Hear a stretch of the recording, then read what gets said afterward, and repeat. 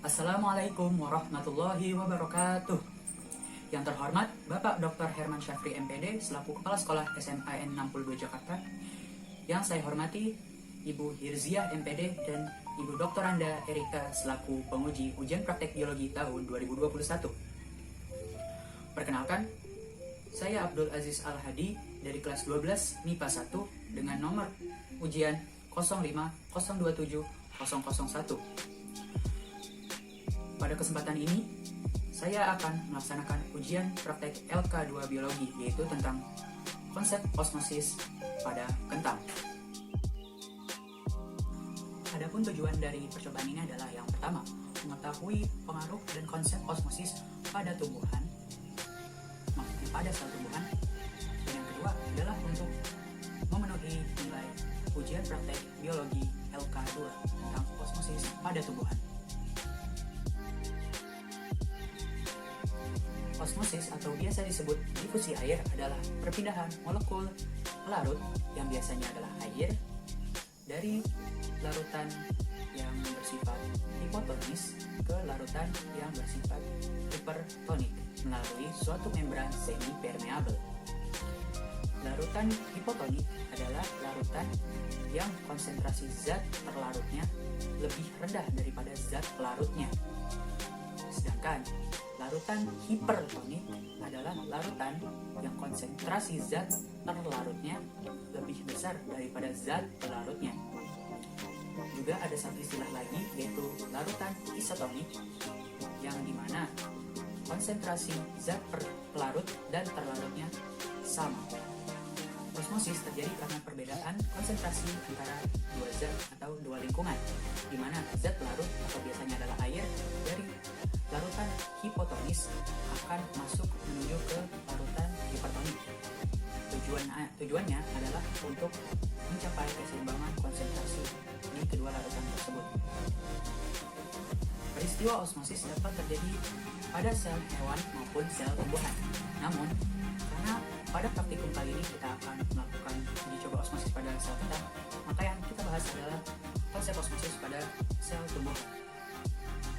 Yang pertama, ketika sel tumbuhan dimasukkan ke dalam larutan yang isotonik, maka konsentrasi antara kedua lingkungan ini akan sama, maksudnya konsentrasi antara sel dengan lingkungannya, sehingga jumlah air yang keluar dan masuk akan sama atau seimbang.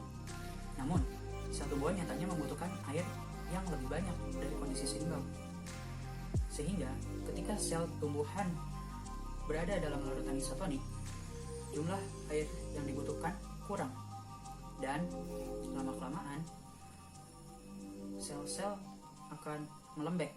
Kondisi ini disebut flaccid atau flaccid. Selanjutnya adalah peristiwa di mana sel tumbuhan dimasukkan ke dalam larutan yang hipertonik. Ketika sel tumbuhan dimasukkan ke dalam larutan yang hipertonik, maka konsentrasi zat terlarut di lingkungannya akan lebih tinggi, dan zat air dari dalam sel tumbuhan akan keluar untuk berusaha menyeimbangkan konsentrasi antara sel dengan lingkungannya tersebut. Akibatnya, air dari dalam sitoplasma tumbuhan akan keluar terus-menerus hingga membran mengkerut. Lama-lama, membran akan lepas dari dinding sel. Peristiwa ini kita sebut sebagai plasmolisis. Selanjutnya adalah ketika sel tumbuhan dimasukkan ke dalam larutan hipotonis. Ketika sel tumbuhan ini masuk ke dalam lingkungan yang hipotonis, berarti konsentrasi zat terlarut di dalam sel lebih tinggi. Hal ini menyebabkan air dari lingkungan yang bersifat hipotonis tersebut masuk ke dalam membran sel, ke dalam sitoplasma sel. Akibatnya, volume sitoplasma akan semakin bertambah, dan lama-kelamaan akhirnya membran akan mendesak dinding sel. Peristiwa ini disebut peristiwa turgid. Pada tumbuhan, ini merupakan kondisi normal dari tumbuhan. Berikut ini adalah alat-alat dan bahan yang akan saya gunakan pada percobaan osmosis kali ini.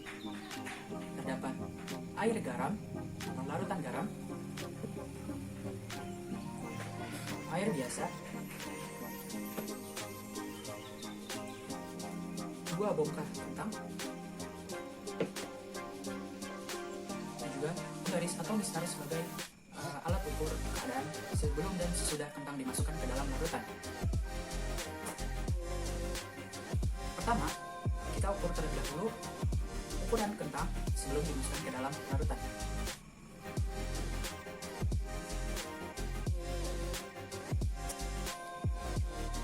Setelah saya ukur, ukuran kentang di sebelah kanan saya adalah 5 kali 1,7 kali 1,2 cm. Sedangkan kentang di sebelah kiri saya ini berukuran 4,5 kali 2 kali 0,8 cm. Setelah kita ukur, langsung saja kita celupkan ke masing-masing larutan. Kita celupkan yang ini ke larutan garam, dan ini ke larutan biasa atau air biasa. Dan kita tunggu selama kurang lebih 30 menit, dan setelah itu kita ukur kembali ukuran dari masing-masing kentang ini.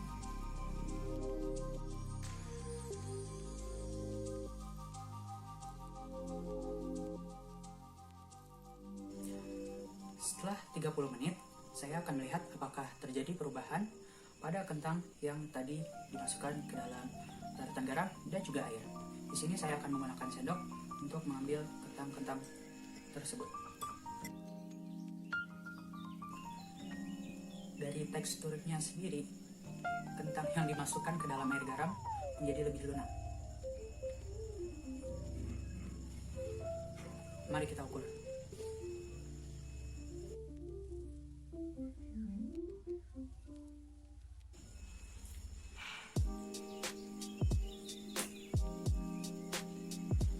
Kentang yang direndam ke dalam larutan garam mengalami perubahan tekstur menjadi lebih lunak dan juga mengalami penyusutan sebesar 1 mm.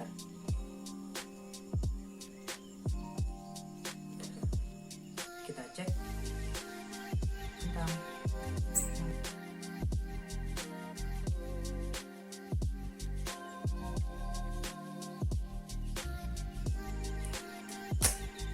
Baik, pada kentang yang dimasukkan ke dalam air biasa, kentang ini teksturnya cenderung sama, mungkin agak lebih keras sedikit, dan juga ukurannya bertambah 1 mm.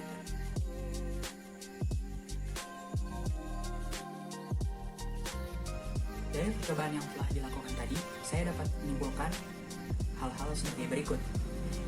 Yang pertama, kentang yang dimasukkan ke dalam larutan garam mengalami plasmolisis. Mengapa? Karena kentang dimasukkan ke dalam larutan yang hipertonik, di mana konsentrasi zat terlarut di lingkungannya lebih besar, sehingga membutuhkan air atau zat pelarut dari kentang ini untuk berusaha menyeimbangkannya. Air atau zat pelarut dari dalam sel-sel kentang akan keluar menuju lingkungannya, yaitu larutan garam, sehingga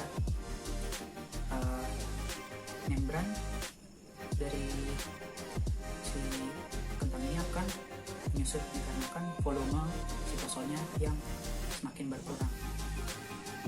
Lalu pada kentang yang dimasukkan ke dalam air biasa, kentang ini mengalami turgid. Hal tersebut dikarenakan sel-sel kentang bersifat hipertonik terhadap lingkungannya. Jadi lingkungannya di sinilah yang bersifat hipotonis atau zat terlarutnya rendah.